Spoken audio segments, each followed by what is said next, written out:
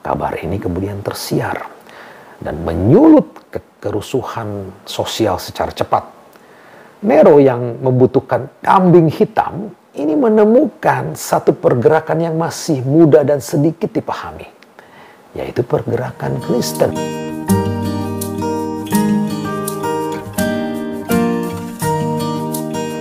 Shalom, sekarang kita masuk episode 53 dan ini adalah episode yang terakhir ya. Setelah sekian lama kita akan mengakhiri kisah para rasul dan terutama di episode ini adalah tentang misi ketiganya.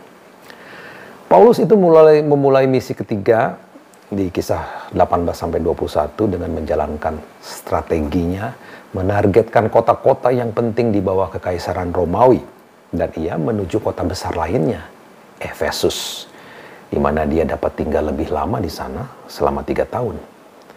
Dengan menanamkan Injil di pusat komersial Efesus, Paulus itu meletakkan iman Kristen di persimpangan Asia Kecil, Turki ya, di mana dari sana bisa dengan mudah menyebar. Dan memang setelah Paulus tinggal 2 tahun di sana, seluruh warga Asia mendengar firman Tuhan, baik Yahudi maupun Yunani. Kisah 19 ayat 10. Ini sebuah contoh yang baik ya. Bagaimana Injil itu menyebar, itu adalah kota Kolose yang tidak dikunjungi oleh Paulus, tapi diinjili oleh muridnya Epapras. Epapras itu belajar iman di Efesus dan kemudian membawanya ke kota yang lebih kecil dan terpencil. Jadi karya Paulus di Efesus itu berbuah banyak di kota lain yang diawali di Efesus. Kita bicara tentang Efesus terkait peperangan rohani. Di Efesus, sekelompok tukang jampi atau pengusir setan itu mencoba bersaing dengan Paulus untuk mengusir roh jahat.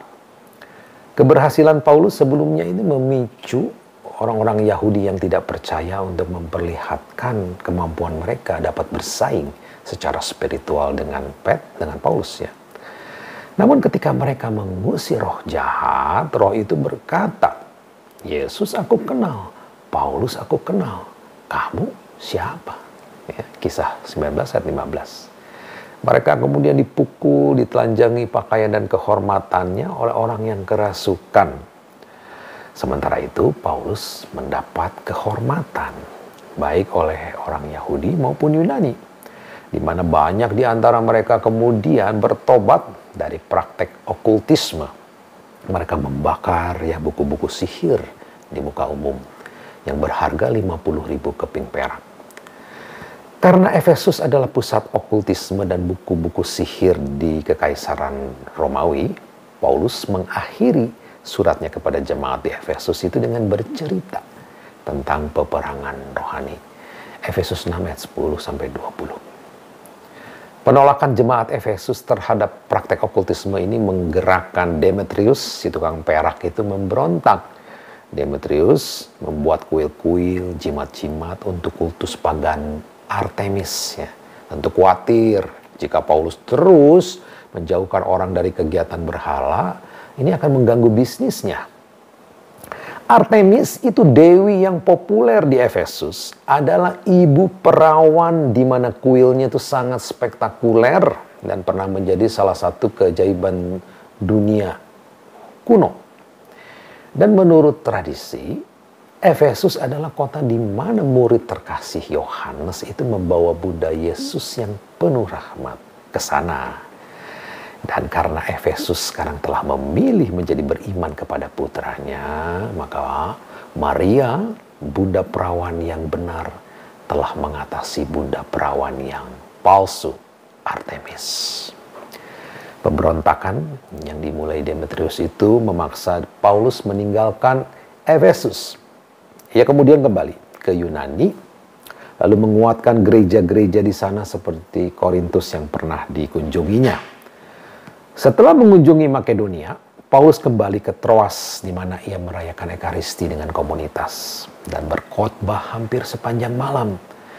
Lalu ada seorang pemuda bernama Eutikus yang artinya itu yang beruntung, tertidur selama khotbah Paulus dan jatuh 3 lantai dari jendela dan mati. Paulus kemudian bergegas mendatanginya dan memeluk tubuhnya. Eutikus selalu bangkit. Ini menunjukkan bahwa Paulus adalah Elia yang baru, yang juga membangkitkan seorang pemuda hidup kembali. Ya, lihat 1 Raja-Raja 17. Paulus kemudian kembali ke Yerusalem, ya, ingin segera sampai tepat waktu untuk Pentakosta. Dan sebelum itu juga mengunjungi penatua gereja di Efesus di Miletus di dalam perjalanannya. Kita akan mengakhiri misi ketiga Paulus ini bicara tentang keluarga ya di kitab Efesus.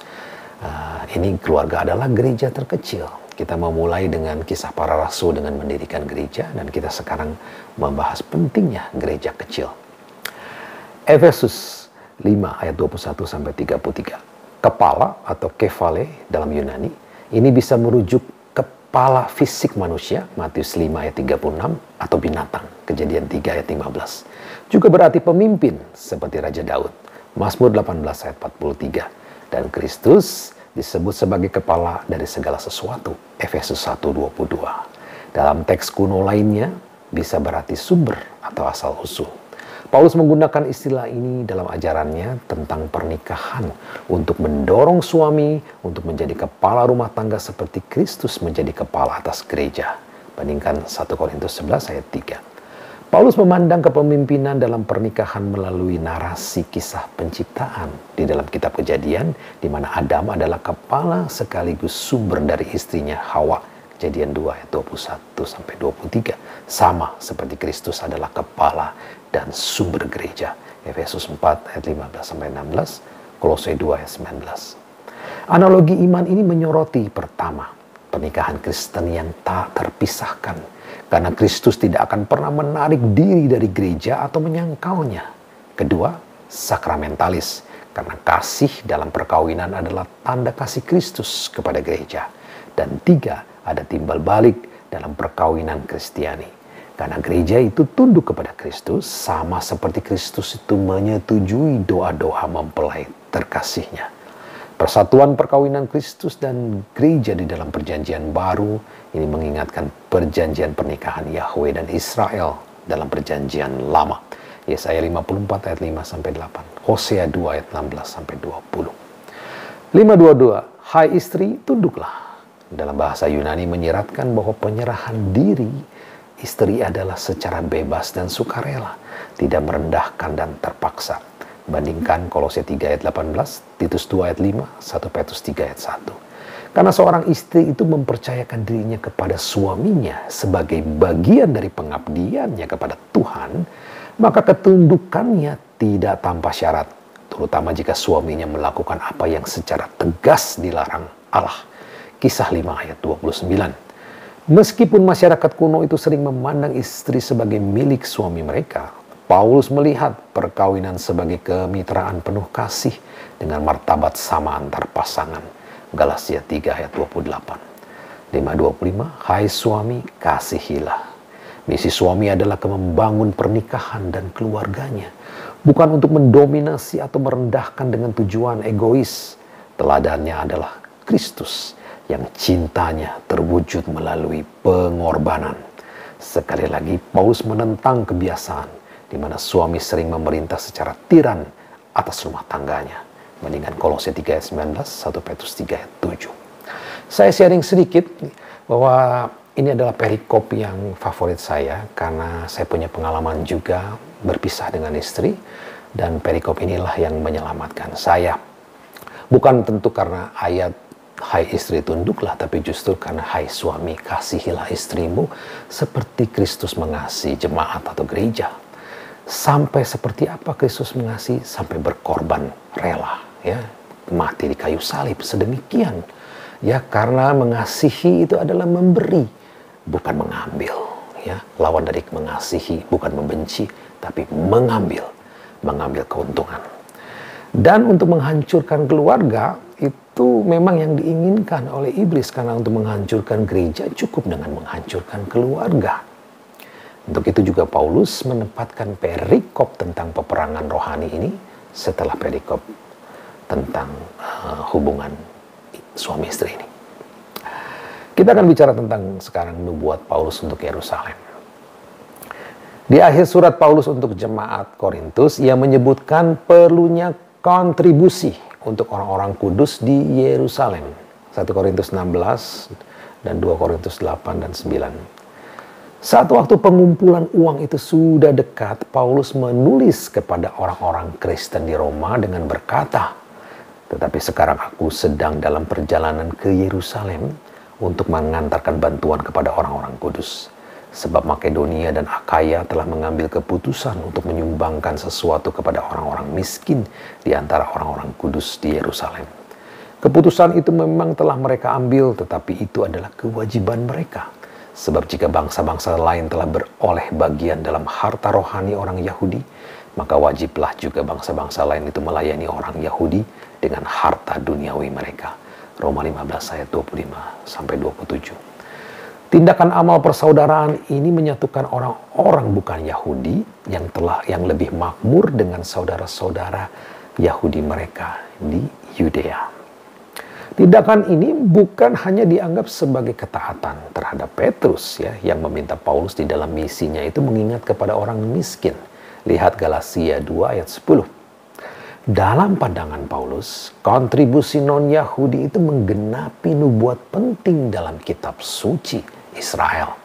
Bahwa ketika Tuhan itu memulihkan kekayaan Israel melalui pembaharuan kerajaan Mesianik. Pembaharuan ini akan mencapai sejauh orang-orang bukan Yahudi datang ke Yerusalem dan membawa upeti dan penyembahan kepada Tuhan Israel. Lihat Yesaya 2, Yesaya 66, dan Zakaria 14. Kaum non-Yahudi ini telah menyembah Tuhan sebagai satu-satunya yang benar, dan kontribusi mereka kepada gereja di Yerusalem itu untuk memenuhi nubuat-nubuat kuno ini. Ketika Paulus sampai di Yerusalem, ini kunjungannya memicu kerusuhan. Orang-orang Romawi menangkap Paulus dan menyelamatkannya dari amukan massa di Bait Suci Yerusalem. Paulus lalu dikirim ke Kaisarea, kantor pusat provinsi untuk Roma di Palestina. Di sana Paulus memohon kepada Kaisar dan dikirim dalam perjalanan laut yang panjang ke Roma. Pelayaran Paulus ini penuh dengan petualangan dan bahaya. Tapi akhirnya ia sampai di Roma, di mana ia bersaksi tentang kerajaan Allah di jantung kekaisaran Romawi. Paulus dalam Yesaya 66 yang menubuatkan orang-orang non-Yahudi berziarah ke Yerusalem, hamba Allah diutus ke serangkaian kota yang dimulai dari Tarsus, kampung halaman Paulus, dan berakhir di daerah pesisir yang jauh yang disebut Spanyol pada zaman Paulus. Tempat yang paling ingin dikunjungi Paulus setelah mengunjungi Roma. Roma 15 ayat 24. Paulus melihat dirinya sebagai hamba Allah, dan rencana perjalanan misinya itu mengikuti persis seperti hamba dalam Yesaya 66 yang pekerjaannya memimpin orang-orang bukan Yahudi untuk menyembah satu-satunya Allah yang benar di Yerusalem, tempat yang Paulus tuju untuk membawa sumbangan yang terkumpul bagi orang miskin. Kaisar Agustus pernah mengklaim sebagai pengantar era baru, zaman keemasan.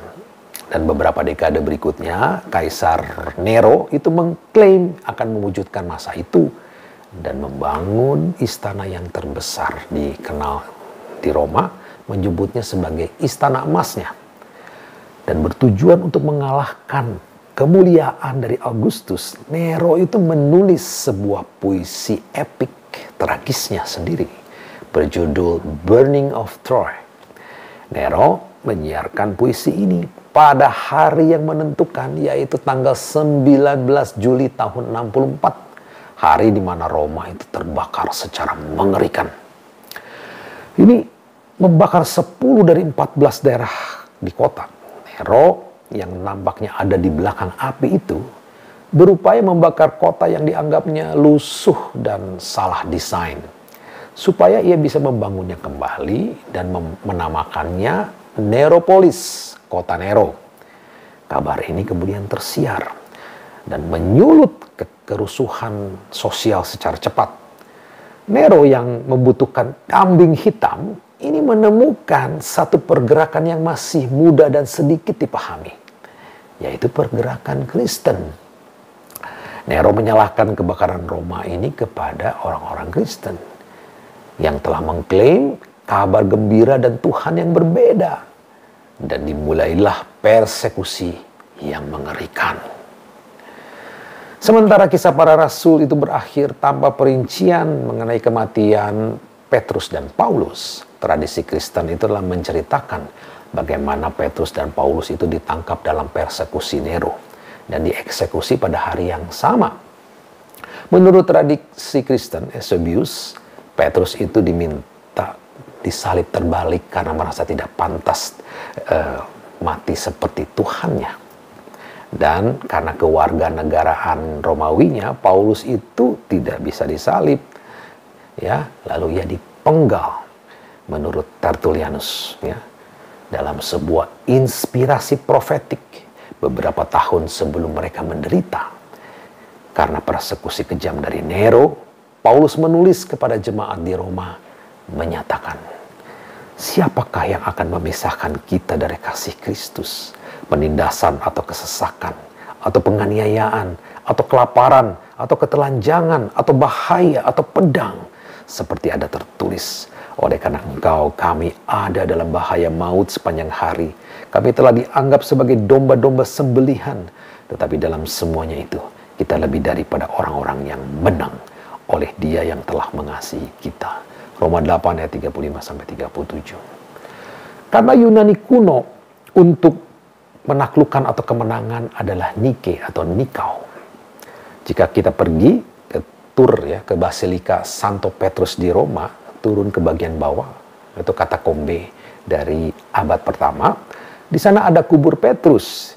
Kita dapat melihat grafiti yang ditulis dekat kuburnya. Dan di antara grafiti itu ada tulisan di dalam bahasa Yunani, Nike. Orang-orang Kristen mengenal Petrus, Paulus, dan para martir, dan semua orang yang hidup dalam kesetiaan kepada Kristus. Mereka adalah para pemenang. Dengan apa yang mereka perbuat, mereka menaklukkan paganisme dan benih kebencian kekaisaran menjadi benih bagi Roma baru yang akan bersumpah setia kepada Tuhan yang sejati, yaitu Yesus Kristus. Kaisar Agustus benar, sebuah era baru telah dimulai. Sebuah masa keemasan dibangun di atas batu karang Petrus dengan Yesus Kristus sebagai batu penjurunya, dan dibangun oleh rahmat Tuhan di seluruh dunia dengan jangkauan global yang tidak pernah dapat dibayangkan oleh kaisar. Teman-teman di dalam Kristus, ini adalah episode yang terakhir dan akan mengakhiri kitab suci, kisah kitab suci yang diceritakan dalam kisah para rasul. Namun tentu saja kisah Allah tidak akan berakhir. Yang melihat ke depan, seperti yang dijelaskan dalam kitab Wahyu. Saat Yerusalem baru itu akan turun dari surga dan semua yang telah dimulai di dalam Kristus Yesus akan sepenuhnya terwujud. Ketika sejarah bekerja menuju gerakan yang mulia itu, Tuhan memanggil kita, masing-masing Anda dan saya, sama ketika Dia memanggil Abraham, Musa, Ruth, Daud, Maria, Paulus, Petrus, untuk mengatakan ya atas undangannya, untuk masuk di dalam perjanjiannya dan mengambil peran dalam kisahnya sebagai saksi Kristus. Amin.